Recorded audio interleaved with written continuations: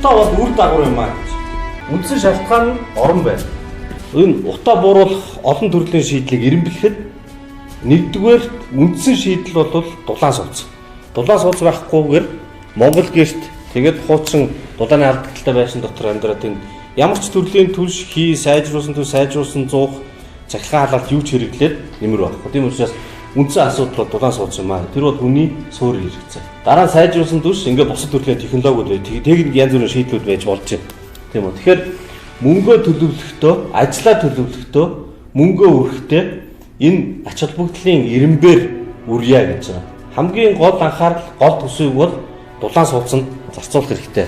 Жишээлбэл сайжруулсан түвшинд татаас өгсөн, дараа нь татаасгүй болсон, дараа нь буцаага татаас өгдөг болсон. За тэгээд зуух тараасан, автобусны янданд шүүлтүр тавьсан, маск тараасан, хөрс усны бохирдлыг хэмтсэн гэх мэтчлэн. Үндсэн асуудлаа тойроод яваад байна. Тэгэхээр нэгдүгээр гол хаан үндсэн шийдэгчтэй асуудал руу хандахгүй үр дагавар руугаа хараад тэгээд тал тийшээ өссөн янз бүрийн туршилтанд их хэмжээний мөнгө зарсан. Хоёрдугаар хариуцдаг хүн хариуцлах субъектын тогтмол биш солигдоод яваад гэсэн.